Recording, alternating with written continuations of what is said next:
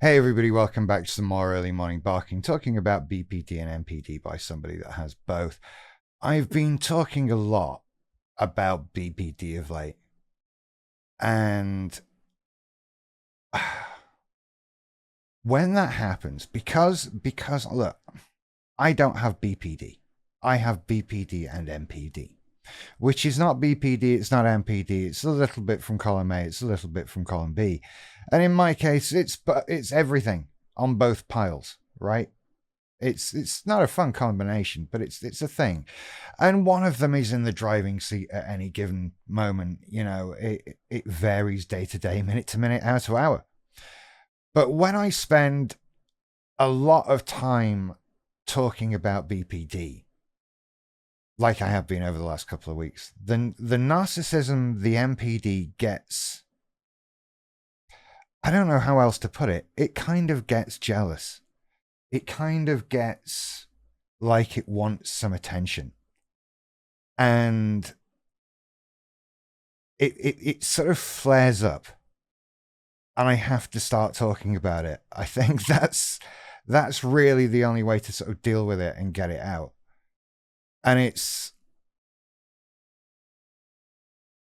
I describe it, I think, as this darkness that lives within. And, you know, these things get explained in all kinds of ways. You know, was it Churchill who described depression as the big black dog that came to see him? That kind of thing. And it is, I don't know if that's, someone said that. For some reason, I think it was Winston Churchill, and I don't know why. Maybe I'm right. Look that up for me later. But it's like there's this little, it is this little creature. It's not dog-like. It's not that sort of big, black, heavy thing that comes and lays on you and sits on you. It's a little more, squirrely. And it sort of, yeah, I know you're there. It sort of lives within. And it's like it just stays quiet and hidden a lot of the time. And then sometimes it sort of wants to just be known, be seen, be this like this. And it's occasionally it will chirp up. It'll like, yes, I'm using words short enough for them to understand. Will you not be so? We do not think that about you. I'm sorry. He just sort of crops up from time to time and whispers things, and it's a difficult process to go through. And it's what makes me think that we sort of, as people with BPD and MPD, sort of sit astride the fence of both things. Because there's this hardness inside, this little bit of darkness, this bit of belief of superiority that is dragged down by the sadness of the BPD. I always describe BPD as very sad, don't I? It's and he hates it. He hates it. It stops him from doing all the things he wants to do. And on the outside, that's a good thing, I guess. You know, it's good that he doesn't get to do all the things that he wants to do, because he's not, you don't want, you shouldn't have control. Should you? You shouldn't have control. I don't like the idea that he have control. When he does, it feels good. It feels, you know, you sort of invincible and feel great. You get that feeling of superiority, and you get this sort of all the good things that you think come with the narcissism.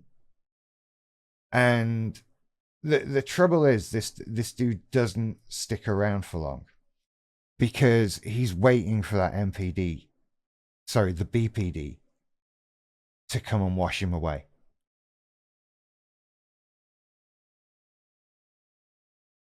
And this guy knows that whatever he tries to do, whatever darkness comes from him, that he has this internal nemesis that fights him, that is sort of this guilt and shame of the BPD. He knows that I'm gonna eventually feel things, and I'm gonna feel guilt and shame and sadness and regret and all of these things. So he tries to just sort of come up with, shut up.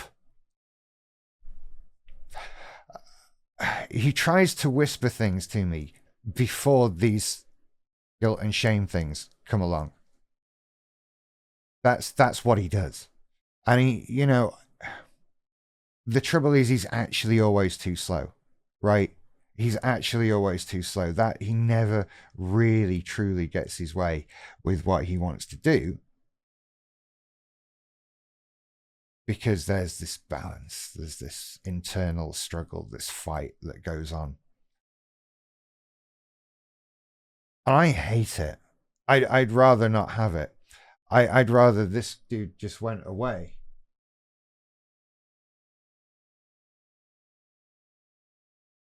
Because I don't really need to hear from him. I need some confidence, yeah, I need some self-belief, but ultimately, do I need this much? And this dude has rage, he has anger, he wants to destroy and hurt people in return. You know, there's nothing good comes out of this guy. And it takes work. It takes a struggle. It takes not listening. And eventually this dude gets quieter and quieter and quieter. He hasn't gone away altogether. But if you can find sort of a healthy way to discuss the sorts of things he talks about, rather than acting on them, again, do it tomorrow. Do it tomorrow. That always helps, doesn't it? He likes that. He likes that. Because it sort of it stops anything really bad happening, which would not be a good thing. And when I talk about really bad things, I mean, I'm talking about a range of things. Nothing too horrific, I guess. You know, I'm not an evil. We're not evil, are we?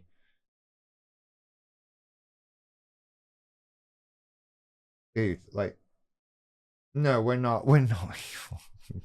Not. It's it's it's just that, you know, we feel things strongly. I wonder if the BPD has something to do with that. It's like that strong emotion that you feel with BPD.